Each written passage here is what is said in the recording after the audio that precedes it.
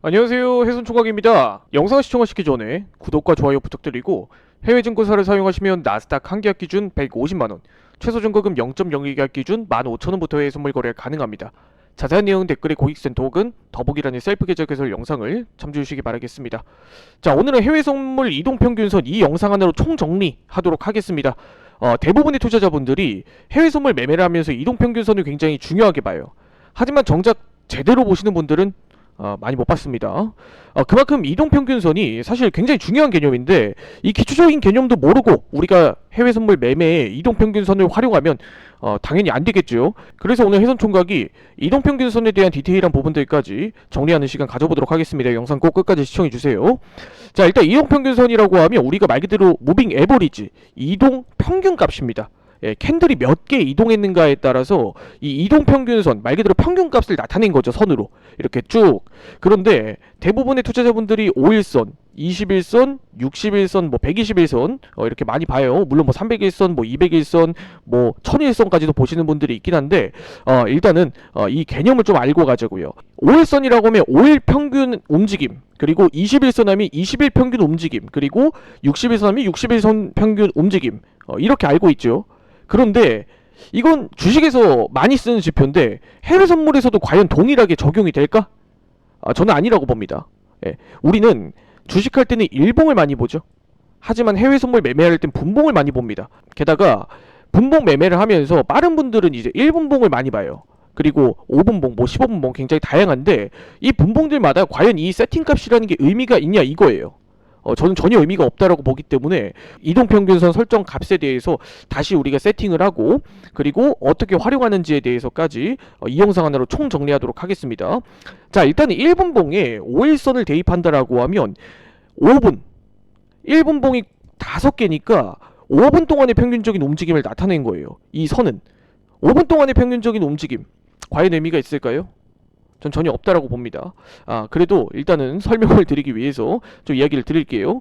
자, 21선. 그럼 21선은 20분 동안의 평균적인 움직임이겠죠. 1분봉 곱하기 20개니까. 자, 그리고 두 번째는 60선이에요.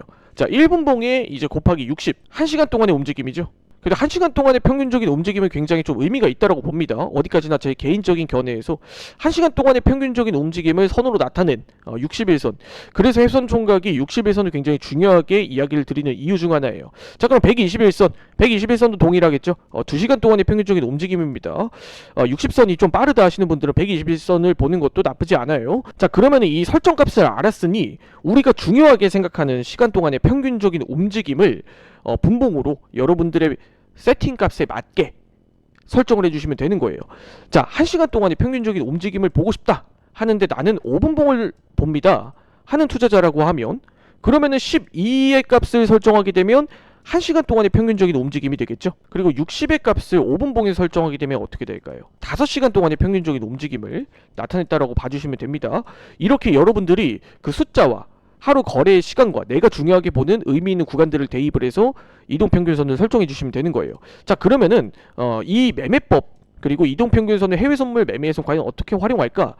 이 방식은 주식하고 크게 다르진 않습니다. 자, 일단 이동평균선을 활용하는 가장 첫 번째 방식은 이제 정배열과 역배열이에요. 너무 쉬운 방법입니다. 단기 이평선, 중기 이평선, 장기 이평선이 아래로 이렇게 고개를 숙인 이런 패턴들을 우리가 역배열 자리라고 이야기를 해요.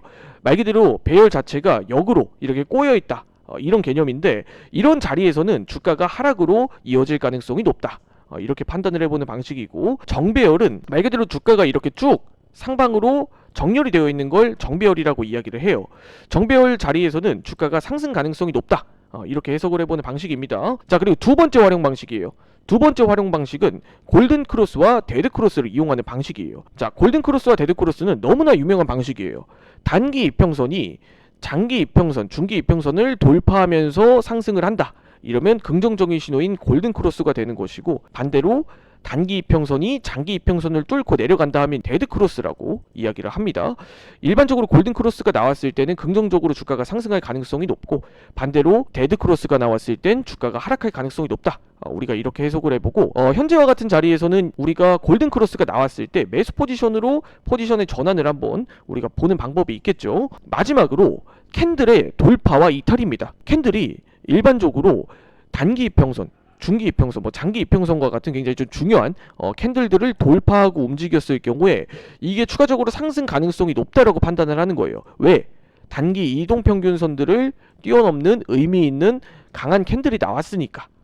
우리가 이렇게 해석을 해보고 이런 돌파 자리를 보면서 우리가 이 추세가 이어질 것이다. 그리고 이 돌파 자리를 이탈하게 되면 손절을 하는 이런 전략을 선택할 수도 있습니다.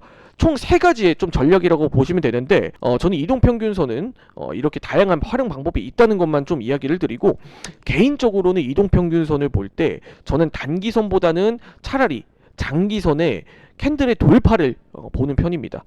그것도 1분봉이 아닌 이제 5분봉이나 15분봉 캔들에서 여러분들이 매매를 할 때는 단기 분봉보다는 좀 중기, 장기 분봉도 한번 이렇게 참고하시면서 매매를 하시는 습관을 들이시는 것도 굉장히 중요하다라고 말씀을 드리겠습니다. 자, 여기까지 영상 마무리 짓도록 하겠습니다.